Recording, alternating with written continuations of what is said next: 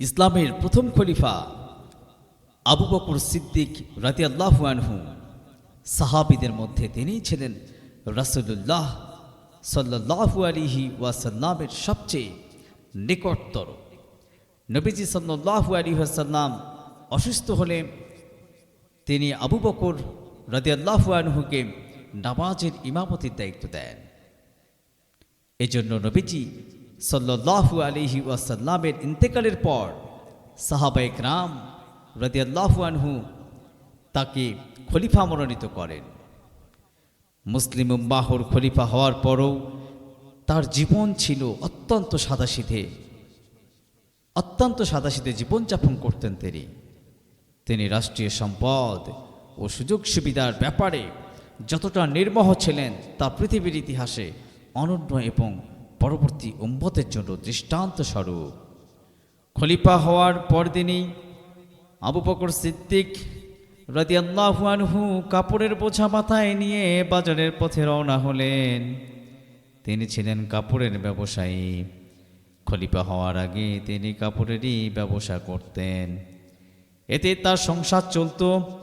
খলিফা হওয়ার পর তিনি নিজের উপার্জনেই পরিবারের খরচ নির্বাহ করতে চাইলেন, কিন্তু ওমর রাদিয়াল্লাহু আনহু তাকে কাপড়ের বোঝা মাথায় নিয়ে চলতে দেখে ভাবলেন, এতে মুসলিম উম্মাহর বৃহত্তর স্বার্থ বিঘ্নিত হতে পারে।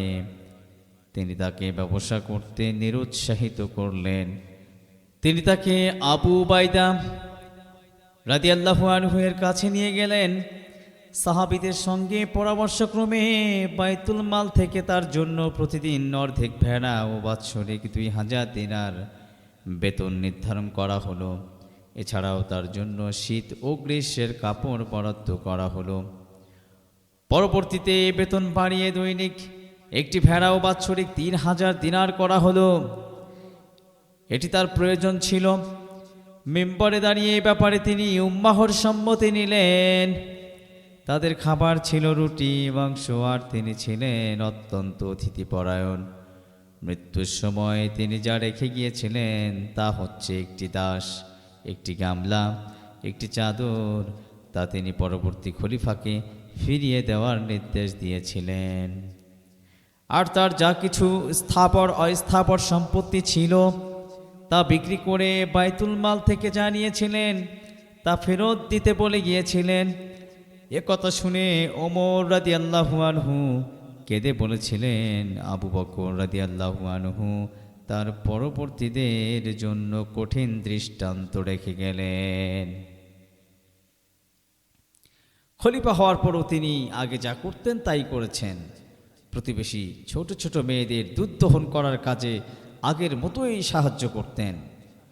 ওমর রাদিয়াল্লাহু আনহু এক বৃদ্ধার বাড়িতে প্রতিদিন ভোরে যেতেন ও তার কাজ করে দিতেন।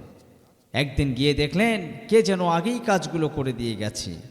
রোজই এমন হতে থাকলো।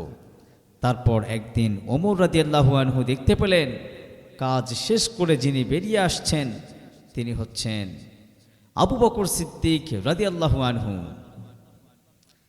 এমন গুণাবলীর অধিকারী হয়েছিলেন বলেই রাসূলুল্লাহ সাল্লাল্লাহু আলাইহি ওয়াসাল্লাম তার সম্পর্কে বলেছিলেন, আমি যদি আমার উম্মতের ভেতর থেকে কাউকে বন্ধু হিসেবে গ্রহণ করতাম তবে অবশ্যই আবু বকরকেই গ্রহণ করতাম, কিন্তু সে আমার ভাই, সঙ্গী।